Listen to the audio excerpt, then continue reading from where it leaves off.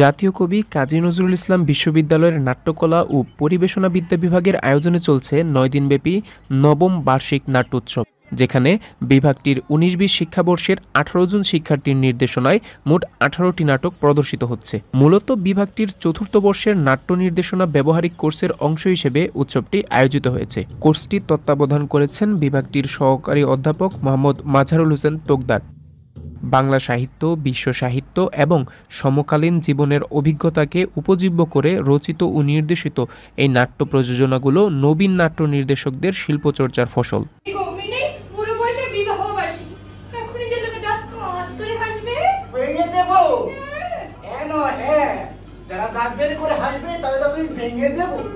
নাটকগুলো দেখার জন্য ভিড় জমায় শিক্ষার্থীরা।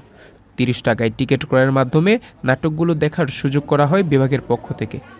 আসলে নাটকটা দেখেছি, আসলে ওদের অভিনয়টার মাঝে একটা বাস্তবিক যে একটা অভিনয়, এটা ফুটে আসে আর কি। এরকম একটা কথা বলেছিল যে আমি সবার আমি ফ্রিতে কাজ করি, এর জন্য আমাকে সবাই ডাকে। এরকম আসলে একটা বাস্তবতা এখানে তুলে ধরেছে। বান্ডেল থাকলে প্রতি সেনমানিতে টাকা বাঁচবে। বিকাশ সেনমানি বান্ডেল কিনে জিতুন প্রতি লেনদেনে। নাট্যোৎসবের মাধ্যমে শিক্ষার্থীরা তাদের ভবিষ্যৎ ক্যারিয়ারের শুরু করেন। কোর্স তত্ত্বাবধায়ক মাজহারুল হোসেন তোকদার বলেন, এসব নাটক শিক্ষার্থীদের পরিশ্রমের ফল ও সামনের দিনগুলোতে তাদের অনুপ্রেরণা। থিয়েটার অ্যান্ড পারফরমেন্স স্টাডিজ বিভাগ প্রতি বছরই এই যারা চতুর্থ বর্ষের শিক্ষার্থী থাকে তাদেরকে নিয়ে এই নাট্য উৎসব করে থাকে। এবছরই প্রথম ৯ দিন ব্যাপী হচ্ছে এবং এই ৯ দিন ব্যাপী প্রায় 18টি নাটক মঞ্চস্থ হবে। এই 18টি নাটকের 18 জন নির্দেশক পরীক্ষার্থী তারা এই নাটকগুলো নির্দেশনা দিচ্ছে এবং আসলে বলতে গেলে যে তারা একেবারেই নিজেদের খরচে, নিজেদের চেষ্টায়, নিজেদের শ্রমে ঘামে এই নাটকগুলো তৈরি করছে।